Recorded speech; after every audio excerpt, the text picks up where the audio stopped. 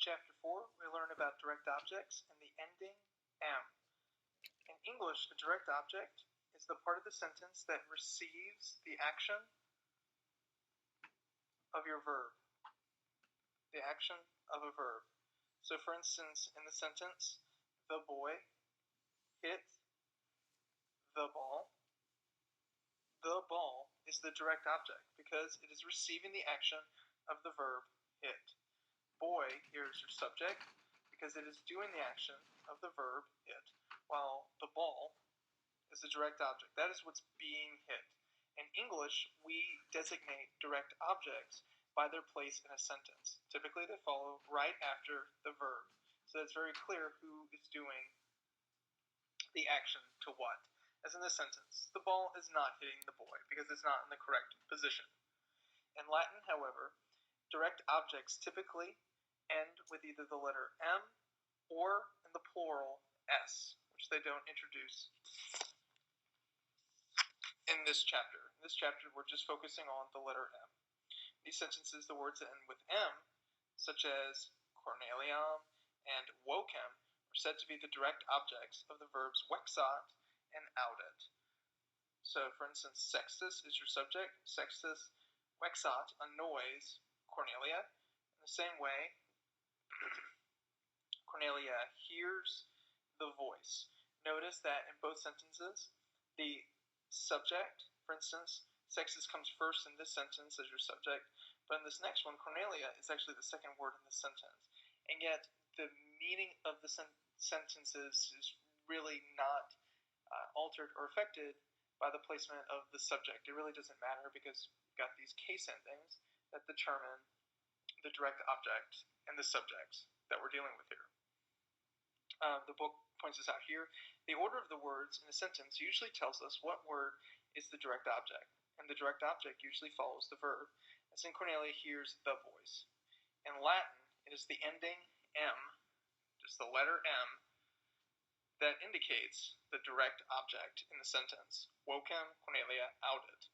The Latin words could be arranged in any order.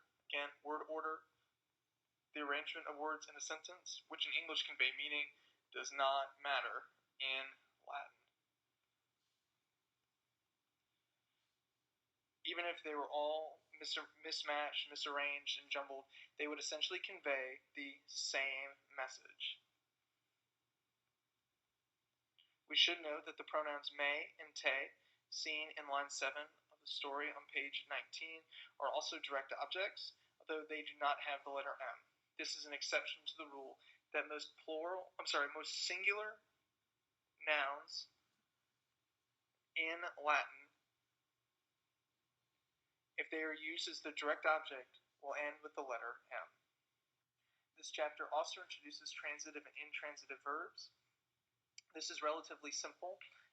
Transitive verbs are verbs that take a direct object. So for instance, the boy hit the ball.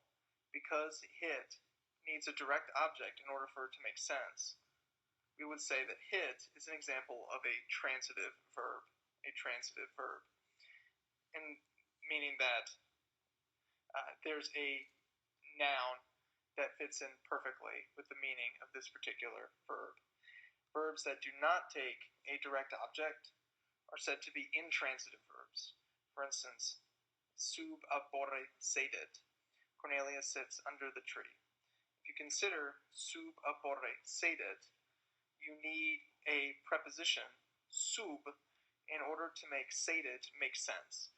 You can't have Cornelia sitting the tree. In English, this sentence is nonsensical.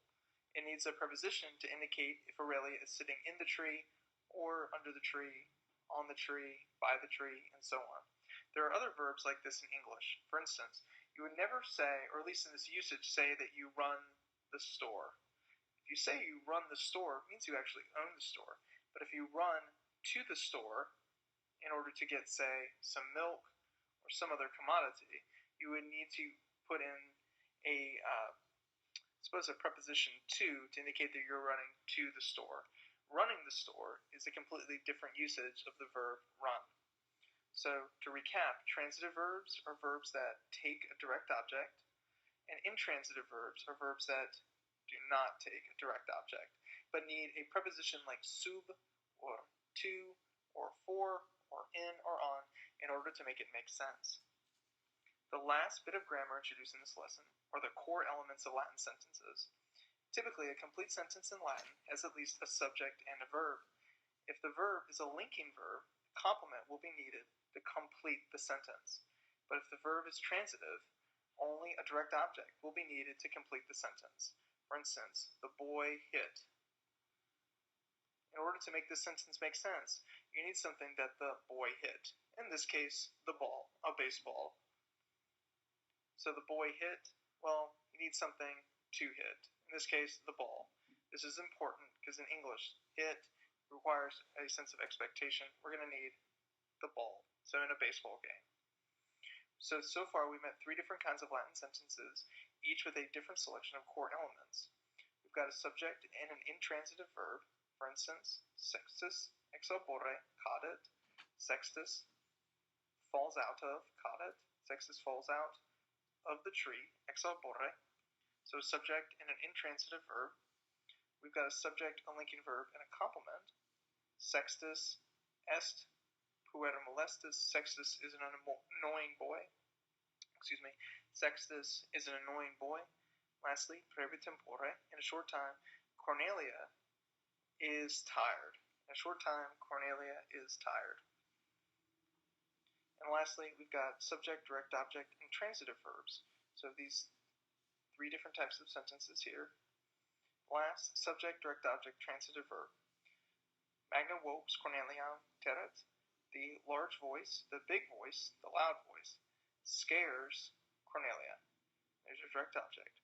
Or Cornelia out-hears the voice. There's your direct object indicated by the letter M. If you want more information on Latin sentences, please see page 274 to 275, part 2, letter exercises A, B, C, and D.